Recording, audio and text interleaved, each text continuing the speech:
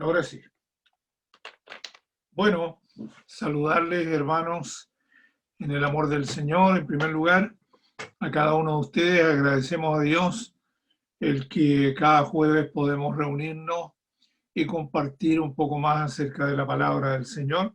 Y vamos a comenzar este nuevo tiempo. Son 10 lecciones las que vamos a ver con respecto a la oración y la adoración.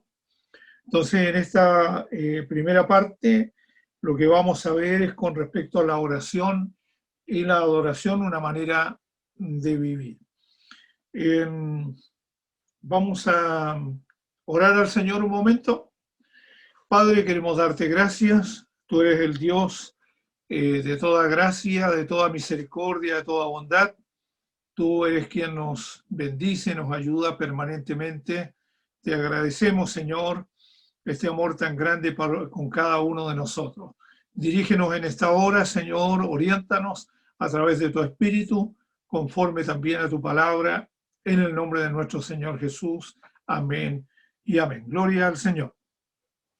Bien, entonces la forma ya la había indicado el hermano Jorge el jueves pasado, de cómo vamos a estar compartiendo este estudio. Lo más importante, refleja esto allí en la página 16, que la persona a quien oramos es mucho más importante que el modo o el lugar en que nosotros lo hacemos. No vamos a saltar esta parte porque cada uno lo ha ido leyendo, cada uno lo ha recibido tanto en su correo como en el WhatsApp o a través de a lo mejor algunas hojas impresas. Y nos vamos directamente entonces a el desarrollo de la lección que está en la hoja 19. Vamos a dar lectura a Mateo capítulo 6, a partir del versículo 5. Vamos a leer entonces hasta el versículo 15. Y cuando ores, no seas como los hipócritas, porque ellos aman el orar en pie en las sinagogas y en las esquinas de las calles para ser visto de los hombres. De cierto os digo que ya tienen su recompensa. Mas tú cuando ores, entra en tu aposento y cerrada la puerta, ora a tu Padre que está en secreto, y tu Padre que ve en lo secreto te recompensará en público. Y orando no uséis vanas repeticiones como los gentiles, que piensan que por su palabrería serán oídos. No os hagáis pues semejantes a ellos, porque vuestro Padre sabe de qué cosas tenéis necesidad, antes que vosotros le pidáis. Vosotros pues oraréis así: Padre nuestro que estás en los cielos, santificado sea tu nombre, venga tu reino, hágase tu voluntad, como en el cielo, así también en la tierra. El pan nuestro de cada día, dánoslo hoy, y perdónanos nuestras deudas, como también nosotros perdonamos a nuestros deudores. Y no nos metas en tentación, mas líbranos del mal, porque tuyo es el reino, el poder y la gloria por todos los siglos. Amén. Porque si perdonáis a los hombres sus ofensas, os perdonará también a vosotros vuestro Padre Celestial. Mas si no perdonáis a los hombres sus ofensas, tampoco vuestro Padre os perdonará vuestras ofensas. Lo que acabamos de leer es sin duda parte del Sermón del Monte, que parte en el capítulo 5 de Mateo y termina en el capítulo 7 de Mateo. Así que allí enseña Jesús sobre la oración y a continuación también enseña sobre el ayuno. Ahora bien, hay algunos conceptos que debemos considerar, por lo menos hay 7 conceptos que más que nada obedecen a una forma de creencia, a una forma de filosofía incluso, en cuanto a creer en Dios. La primera de ellas, dentro de estos falsos conceptos que tiene el hombre acerca de Dios, es lo que nosotros conocemos como ateísmo. En el capítulo 14 del libro de los Salmos aparece, ¿no es cierto?, en dos partes de la Escritura aparece este texto que dice: el necio en su corazón no hay Dios. Entonces, cuando comenzamos a mirar de que hay algunos adoradores, todo adorador tiene algo a quien adorar o alguna cosa a la cual puede adorar.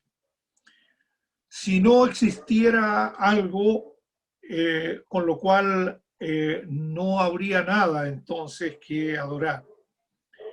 Pero los ateos afirman que no hay Dios y por lo tanto no hay nada a lo cual adorar, porque no hay Dios. Ese es el concepto que maneja el ateísmo, ¿ya? Que de nada sirve orar, porque no hay nadie que vaya a escuchar la oración. La opinión de los ateos, como recibe el nombre de ateísmo, al no creer en Dios, ¿no es cierto?, los ateos se comportan como insensatos, y como lo dice allí el Salmo 14, como el necio, dice el necio en su corazón. Porque no pueden ver entonces la prueba de la existencia de Dios, ni siquiera cuando está delante de sus ojos. Nuestro Dios entendemos que es perfecto en el orden del universo.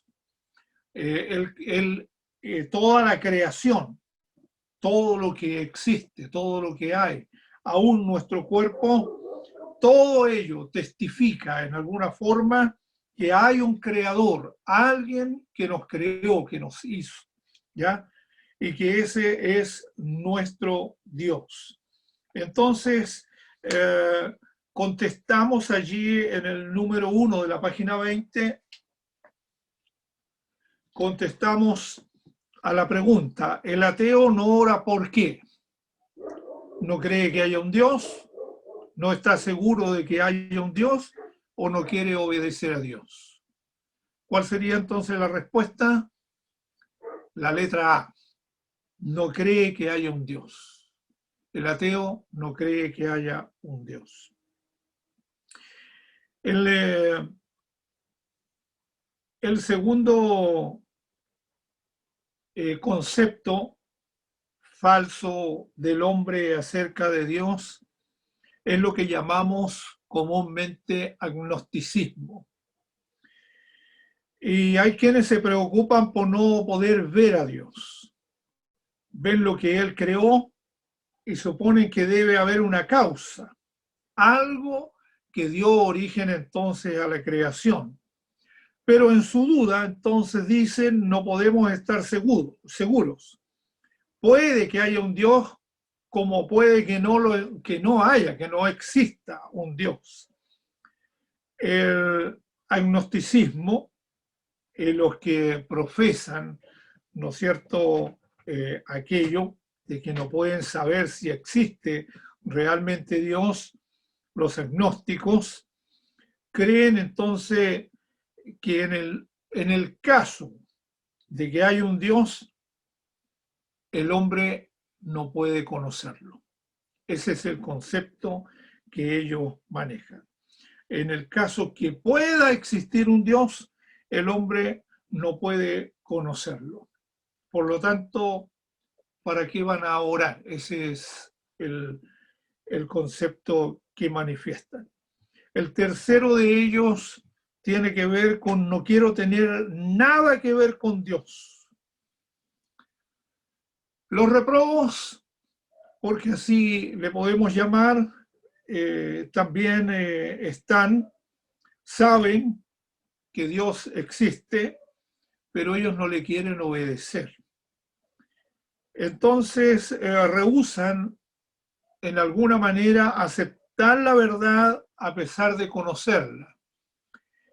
Me hace mucho eco lo que dice el apóstol Pablo con respecto a aquellos, ¿no es cierto?, que tendrán apariencia de piedad, pero con sus hechos, ¿no es cierto?, van a negar la eficacia de ella.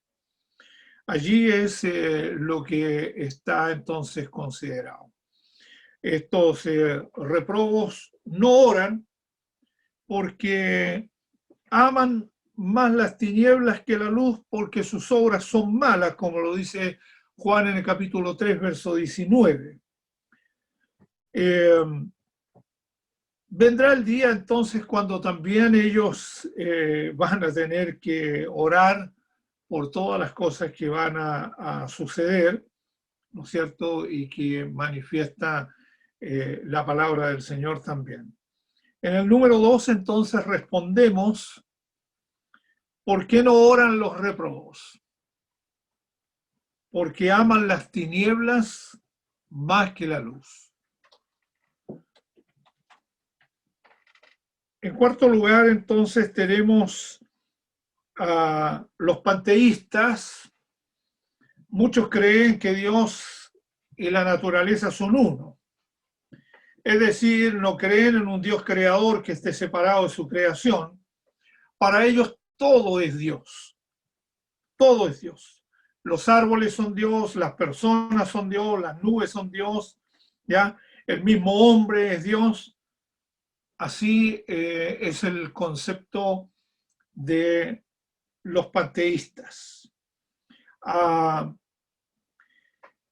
Dicen que todo lo que es bueno es Dios. Para ellos, entonces, la naturaleza es Dios. Para ellos, Dios es un ser realmente impersonal. Porque el Dios de los panteístas no tiene rostro. No se puede orar a él, porque no tiene oídos para oír la oración que podamos hacer o que puedan hacer. Él no puede responderle, le hablarán a una piedra, le hablarán a un árbol, pero no le va a poder responder. Tampoco tiene ojos para verle, no puede amarlo porque no tiene corazón. Entonces, ¿cómo podemos decir, ¿no es cierto?, cómo ellos pueden decir que Dios es amor? Y otra cosa distinta es hablar acerca del amor de Dios. Es muy diferente. En el número 3 dice, nombre 4 cosas que no puede hacer el Dios de los panteístas. No tiene oídos para oírle. No tiene oídos para oírle su oración. No puede responder. No puede amar y no le puede ver. Otro de los conceptos que está vertido en esta lección son los egocéntricos.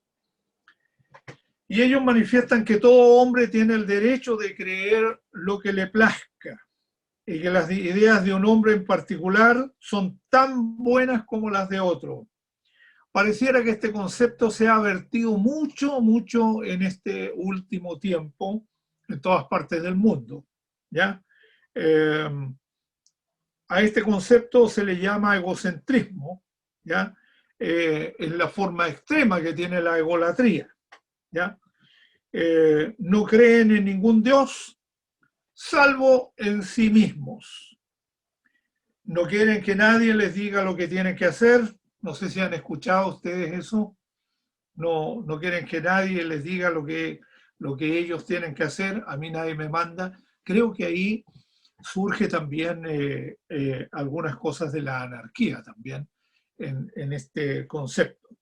Tampoco aceptan ninguna norma de conducta, ya, que a ellos les vaya a disgustar. Para ellos todo es bueno, solo que ellos mismos aceptan, solo lo que ellos mismos llegan a aceptar entonces como bueno. No oran. ¿Por qué habrían de hacerlo si ellos están considerando que lo que ellos piensan es lo correcto? No aceptan ninguna autoridad que sea superior a sus propias ideas, porque sobre lo que es bueno o sobre lo que es malo. Ahí pudiéramos añadir, ¿no es cierto?, un tema que se trata este último tiempo que es acerca del relativismo. Entonces, ¿para qué voy a hacer ciertas cosas? Algunas de ellas ya están hechas, en fin. Y respondemos entonces el número 4, ¿en qué se basan las normas del ególatra? En sus propias ideas de lo que es bueno y lo que es malo. En sus propias ideas de lo que es bueno y lo que es malo. Y llegamos entonces a considerar este próximo que se llama el universalismo. No importa a qué Dios adora usted, uno es tan bueno como otro, da lo mismo cualquier Dios. ¿Se acuerdan ustedes cuando vimos en el libro de los Hechos a Pablo en Atenas, considerando, ¿no es cierto?, la idolatría que había en medio de la ciudad, y se encuentra con una placa, con una inscripción que dice al Dios no conocido? Entonces, nos parece mucho este tipo de cosas, ¿ya? La creencia de estas personas recibe el nombre entonces de universalismo. Creen que las religiones son como senderos que todos llevan a la misma cima de la montaña, ¿ya? Sin embargo, cada religión toma y va tomando una ruta diferente. Eso es lo que ellos enseñan. Por supuesto que esta es una enseñanza peligrosa, una enseñanza perversa incluso, ¿ya? Quienes creen afirman realmente que Dios es una idea de la mente humana y no una realidad. Nosotros entendemos que Dios no es una idea, ¿ya? Él es real, Él es el único y Él es el eterno Dios. Es el creador de todas las cosas y nosotros conocemos y sabemos quién es nuestro Dios. En el número 5 de la página 22, ¿cómo llamamos al que cree que cualquier Dios da lo mismo? ¿Cómo le llamamos? Universalista. Y el último que vamos a ver tiene que ver con los animistas, ¿ya? Hay una mayoría de personas que cree que hay vida después de la muerte, pero a causa de que no vemos a los muertos después que dejan este mundo, entonces hay un misterio alrededor de ello. Algunas personas creen que los muertos vuelven como espíritu o ánima, ¿ya?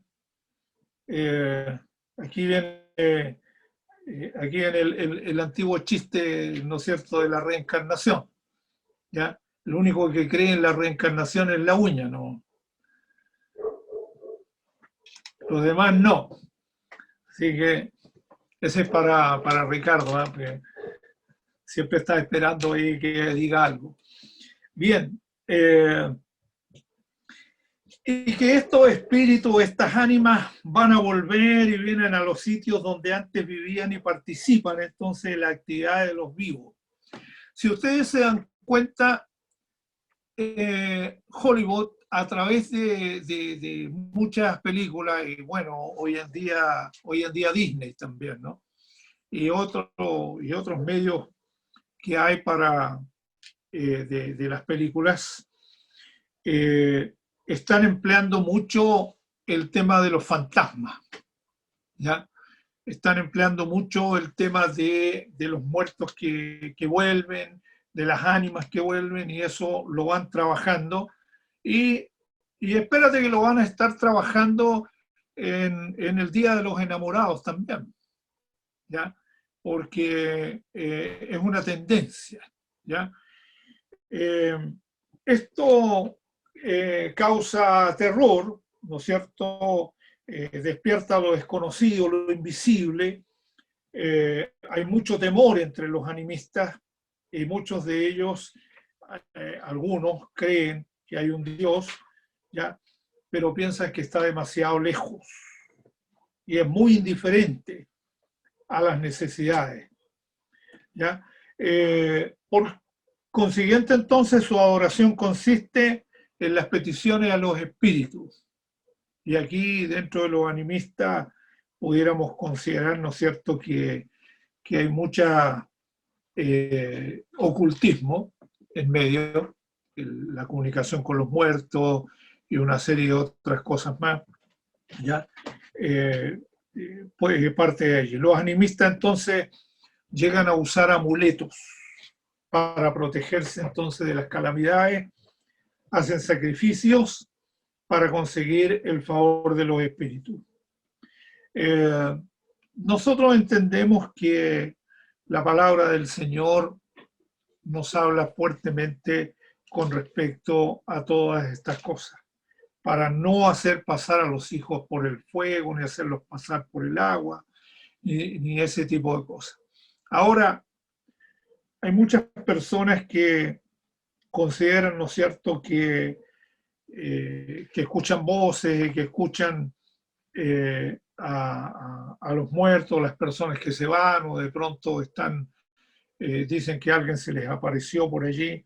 Este animismo, fíjate que no es tan fuerte dentro de nuestro país como lo es en otras partes del mundo, ¿ya? La santería y todo ese tipo de cosas que se dan en otros países realmente es tremendo, ¿ya? Centroamérica y otros lugares, y los han exportado a Estados Unidos y a otras partes. Y por qué no decirlo también aquí en América. En una oportunidad estábamos en un lugar de Argentina y nos invitó una familia a almorzar un día domingo. No los conocíamos a ellos, pero por deferencia, como hablaron con el pastor, por deferencia nosotros fuimos. Y la conversación se basó en algo que ellos, que mucha gente cree, ahí una de las personas que habían inconversos también, y habló de San la Muerte. Y nosotros nos sorprendimos, estoy hablando de varios años atrás, y nosotros nos sorprendimos de este tema, porque dijimos, ¿San qué? San la Muerte. O sea, nosotros adoramos la muerte, de ellos tenían su estampita ahí de la muerte con una guadaña y todo lo demás. Y nosotros dijimos, eso no ha llegado a Chile. Pero pasaron algunos años y la verdad es que también hemos escuchado por ahí de algunas personas que creen en esto. Así es que no está tan lejos estos conceptos que están tan alejados de un Dios creador, ¿no es cierto? Y en el animismo se da aquello. Vamos a la página 23, entonces respondemos el número 6 que está ahí. Dice, ¿por qué usan amuletos y hacen sacrificios los animistas? Porque ellos temen a los espíritus de los muertos. Temen a los espíritus de los muertos. Eso es lo que debemos entender entonces que sucede con ellos. Bien, vamos en alguna manera, eso es para complementar un poco lo que vamos a estar viendo con respecto a la oración a un Dios verdadero, a un Dios real. Y tenemos un Dios entonces que se revela a sí mismo. Un Dios que exige, ¿no es cierto?, o hay una exigencia implícita cuando nosotros hemos conocido al Señor, en que necesitamos orar y adorar a un Dios vivo, a un Dios real. En nuestra primera llegada al Evangelio, la primera llegada a la iglesia,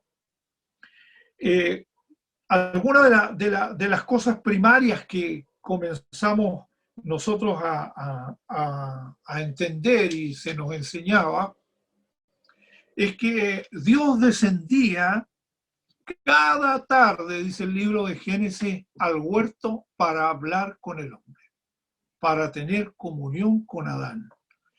Y se nos enseñaba entonces así muy tempranamente la forma como Dios va manteniendo una comunión y una comunicación con el ser humano, con el ser creado, ¿ya? Con sus criaturas, con sus hijos también. Entonces, en ello nosotros vemos que si somos cristianos, si somos creyentes, si hemos conocido al Señor, si le hemos aceptado a Jesús como nuestro Salvador, entonces consideramos que nuestro deber y nuestra obligación es orar y adorar a nuestro Dios. ¿Ya? Ello vamos a ir viendo después en algunas lecciones algunos otros aspectos de esto que estamos hablando.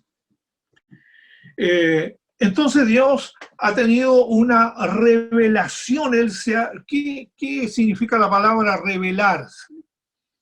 Lo más simple que muchas veces escuchamos es correr el velo, ¿ya? Cuando se corre el velo, ¿ya? Y allí podemos ver nosotros entonces que nuestro Dios descorre esto para mostrarse a sí mismo y para que el hombre pueda conocerlo. A diferencia entonces de los conceptos que veíamos anteriormente, ahora estamos viendo que Dios se puede mostrar al hombre, se puede mostrar al ser humano, este Dios creador, este Dios que ha hecho todas las cosas, el que nos creó a nosotros y que nos ha redimido por su gracia. Entonces podemos ver que de esta manera el Señor se muestra. Las religiones del mundo pueden tener, ¿no es cierto?, sus profetas, sus visiones, sus milagros, algunos de sus escritos sagrados y todo ello, pero el Dios verdadero le ha dado al hombre todas estas cosas y ha hecho, por supuesto, aún más para darse a conocer. ¿En qué forma se ha revelado y se ha manifestado entonces su voluntad hablando al hombre? En primer lugar, por medio de su palabra escrita.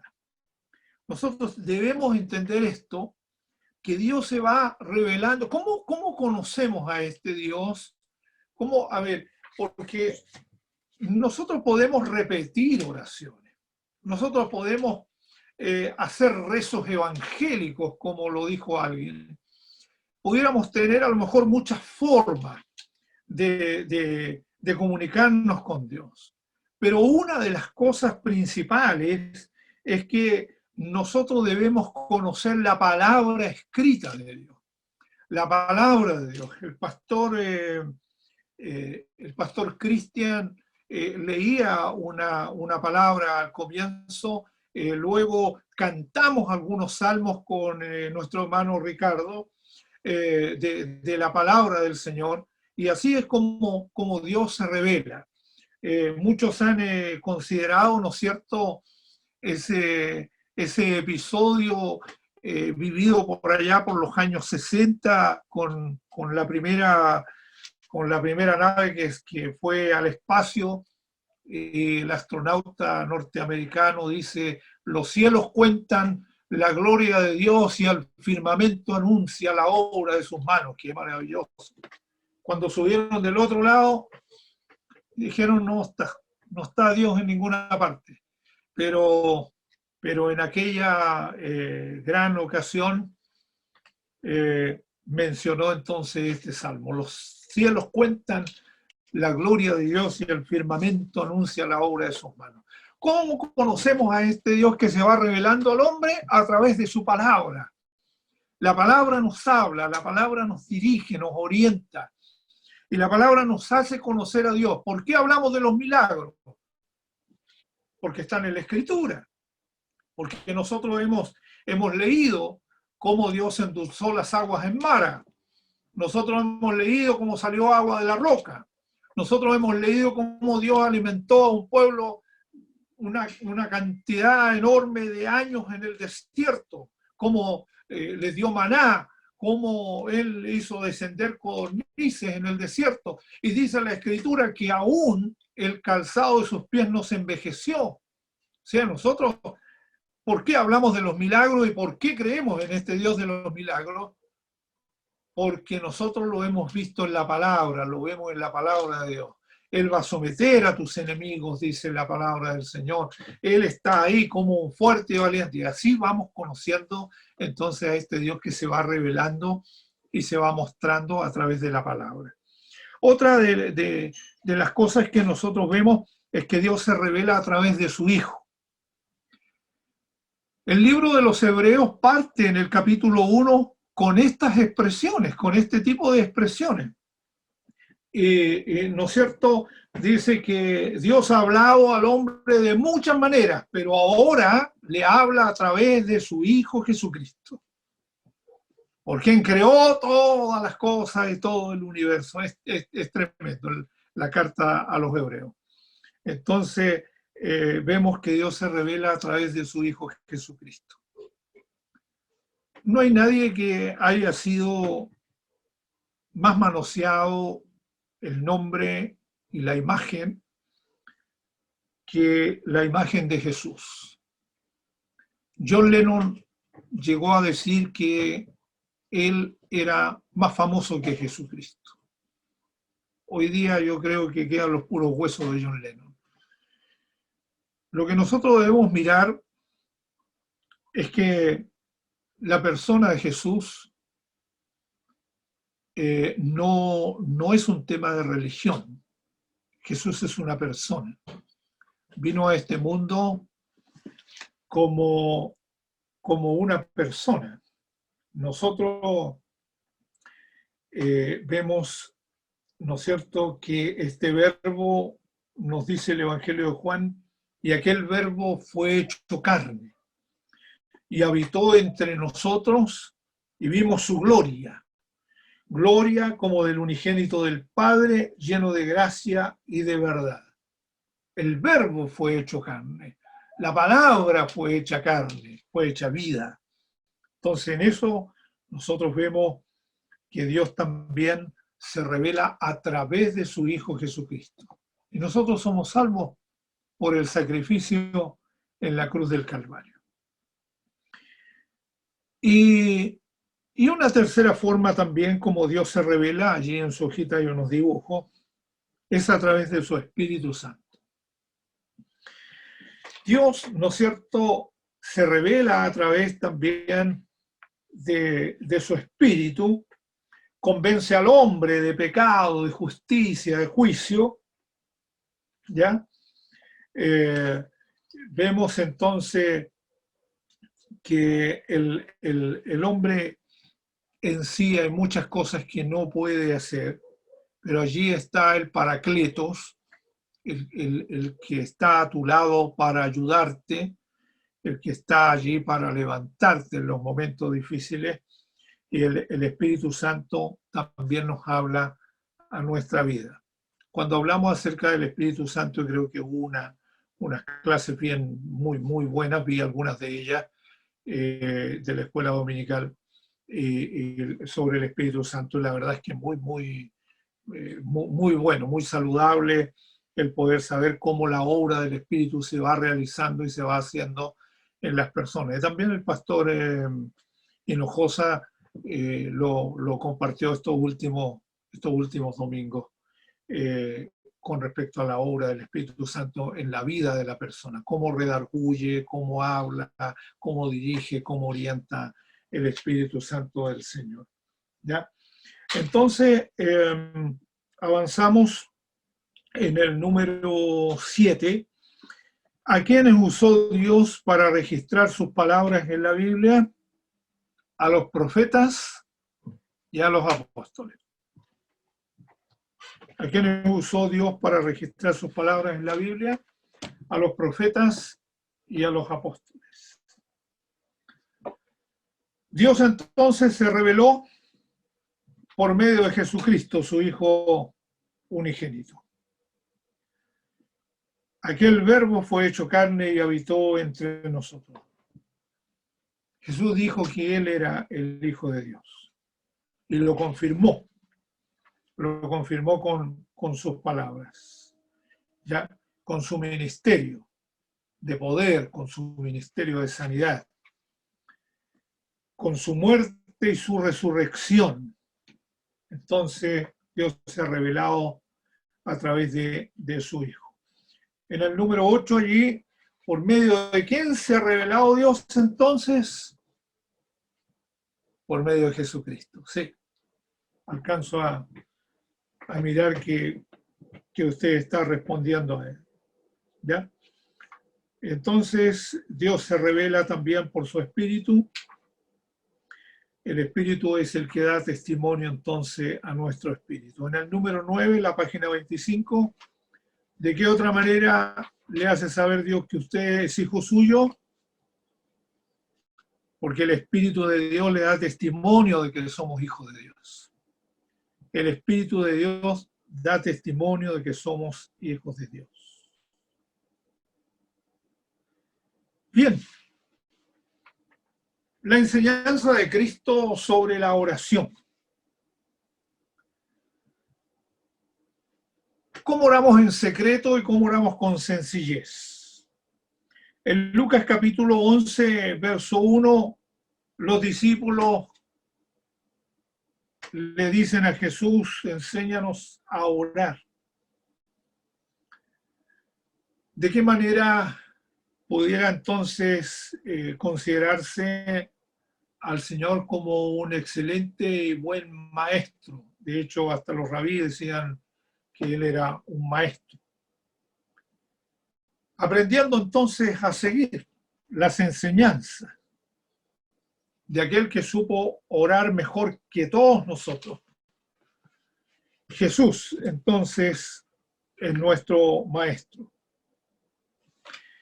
Jesús le dijo a sus discípulos, y allí citamos a Mateo, el texto que leímos al comienzo, en el capítulo 6, verso 5, que no oraran como oraban entonces los hipócritas, y que no oraran como oraban los fariseos.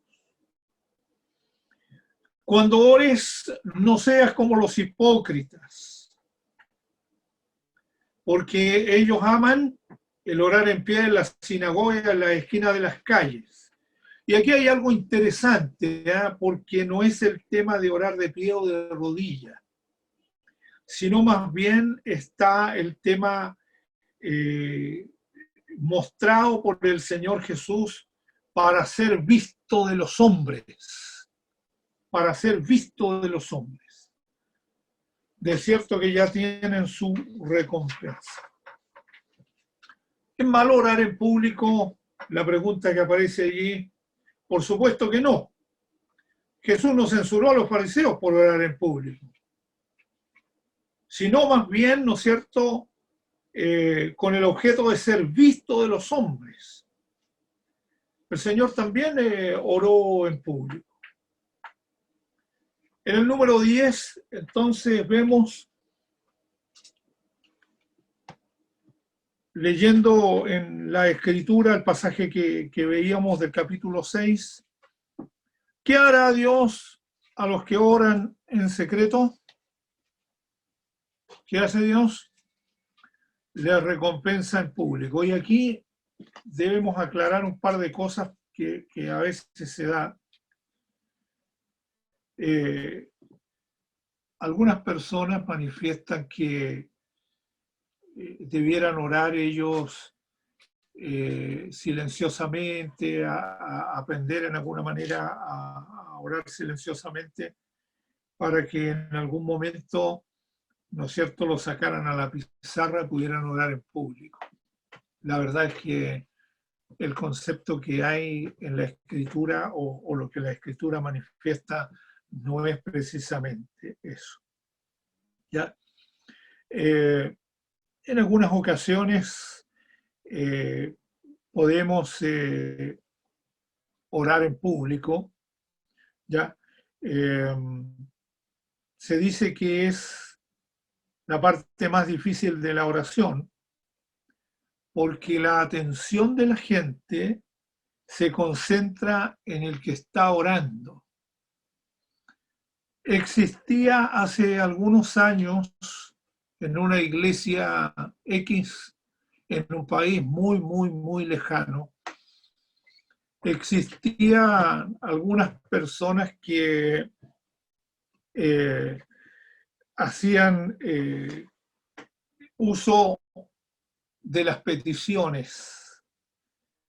Entonces alguien pedía, por ejemplo, por su matrimonio y decía: estoy pasando un problema muy difícil en mi matrimonio, estamos a punto de tal cosa. Entonces después eso salía afuera, no se oraba como petición, sino que salía a otros lados y la gente comentaba entonces el problema de esta persona en la petición. Eso ocurría en un país muy, muy lejano, entonces no nos afecta, no era acá. Pero existe eso, claro. Y cuando oramos en público, muchas veces nos fijamos nosotros en las personas. Voy a mencionar un hecho muy, muy pasado y hasta el día de hoy lo recordamos con Jorge Galvez, cuando terminó una oración y dijo amén y amón. Hasta el día de hoy lo recordamos, porque sonó chistoso. Otro hermano le pidieron que orara y él dijo que él pidió por los cabezones. Entonces, ninguno de nosotros sabíamos quiénes eran los cabezones. Tuvimos que preguntarle después al hermano. Entonces, la oración en público a veces llega a ser incluso una tentación para algunos. Y a orar de una manera muy tragicómica. Un pastor muy conocido lo invitaron a una ceremonia y el pastor, cuando empezó a orar, él comenzó a usar palabras muy rimbombantes. Dios excelso sobre todas las cosas, en fin, de una manera tremenda. Y dice que el Espíritu Santo descendió y le habló y le dijo: cuando tú oras en la oración, en tu cuarto secreto, nunca hablas así. ¿Por qué estás hablando así ahora en público? Esa oración no llega al trono de la gracia. Hermanos, no son palabras rebuscadas las que debemos hacer para orar. Bien, vamos al número 11, entonces, un círculo allí. El Señor dijo a sus discípulos que no fueran como los fariseos, porque estos oraban en público, hacían largas oraciones, oraban para ser vistos de los hombres. ¿Cuál de ellas? Porque oraban para ser vistos de los hombres. Hay personas que pueden llevar y guiar a un grupo de adoradores a la presencia del Señor.